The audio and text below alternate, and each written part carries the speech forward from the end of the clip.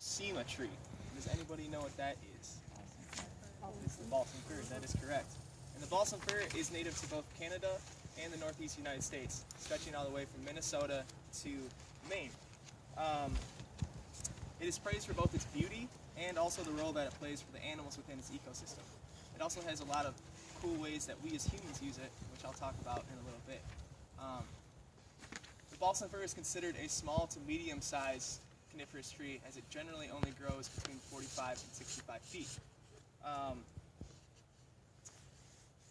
The tree is considered somewhat as a small growth rate, as it typically only grows about a little under a foot a year. The tree, like other coniferous trees, goes really well in acidic soils and moist climates, which makes Marquette a very good area for it, and the Upper Peninsula as well. As you can see, the balsam fir doesn't have any cones on it. This is not because it doesn't grow cones, it's because it's a seasonal thing. Typically, when they do grow, as they age, they turn brown and they begin to dissipate. And as they dissipate, they turn into winged seeds, which fall in the month of September. And this is how typically the tree will rebreed. So that's just what, 2 months ago? Yes. Would they be on the ground now? Not too long ago. Typically, no. You might find a couple, but I feel like they've more dissipated now as time's gone on. By winged seeds, are those like the helicopter type? Yep, the ones that fall downwards. Do they look, are they that big? What's that? Are they that big, similar to the others, or? Generally, yes. They're typically the same size as that, or a little bit smaller, dependingly. Can I ask one more question? Yeah, sure. I'm going to forget. You had said that the UP, because of its acidic soil and moist temperatures, is a great habitat for the balsam. Do we have a particular huge percentage of balsams in the UP? Do you know as a result of that? I'm not sure exactly. I'm curious. Do anybody else know? Very common to the UP and other areas of it. That's why you can see a lot of them around. Yeah, I see a lot. I'm just curious, like if there's a particular percentage of them. if it's taking over, kind of concept. Yeah, just curious. Cool. Another interesting fact about the cones is that when they grow, they're often purple in color as they begin to grow, and they also grow vertically, which is another interesting fact. And as they grow older, like I said, they turn brown and begin to fall. Common way to identify the balsam fir tree is by these little spots. As you guys get closer over here, you can see actually. These are called blisters, and they're all around the tree. You can feel around it. And these blisters hold a little thing called resin, which is similar to sap. The reason that these blisters are here is actually to protect the tree from any damages that it might incur. Like you're doing right there, press it. That releases the sap. Yeah, exactly. That's what I learned about it. The reason this is here, like I said, is to protect the tree from any disease or other things that it might incur from the damages of it being hit on. When the tree is damaged, these little blisters, they pop and the oil runs out of it. It'll run down the tree into the areas that is damaged, and eventually it'll harden and it'll protect it from anything else that might come into it. Ooh, I wonder if this is the story then, you know? Oh, that runs down? It pops when it's damaged or impacted in some way, and if those are telling a story as a result of when it's been growing.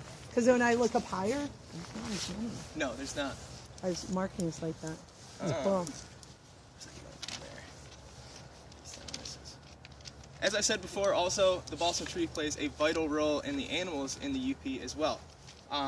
Obviously, this is not a very dense comparatively to other balsam fir trees, but usually they're a lot denser and they hold snow very well. This makes it good for animals for smaller animals, because it creates an open space at the bottom so they can get away from other predators or take a home in the tree as well. Also, it's a good food source for animals such as moose and bear. Bear actually like the wood that is underneath the bark, and they'll often tear it off to get down to the greener wood. And moose like to feed on some of the needles here, and it's actually one of their primary main food sources during the winter, which is pretty interesting. Other animals such as squirrels, they'll eat on the bark, the different types of seeds which are located at the top of the tree, and also the wood that runs through it as well. There also are some ways that we as humans use it. Most commonly, for over 400 years, the balsam fir tree has been the most common Christmas tree. This is because of its beauty, and it also the aroma that it gives off. It's a pretty pleasant aroma that goes through it. What else did I say? Generally, the Christmas tree that you would have in your house stands at about 6 to 7 feet, and this would take about 9 to 10 years for the balsam fir to reach about this size going forward. As I said before, there are also some really cool ways that we as humans use the tree. This is mostly to do with the resin that I was talking about before. Just as the resin is used on the tree to protect it from any diseases or bacteria that it might use, it was also used during the Civil War time as a similar thing for our soldiers when anytime they would be wounded or in any way. It is also used on for very small cuts, awkward cuts maybe, that are on your hand, as it makes a paste-like material that goes over top.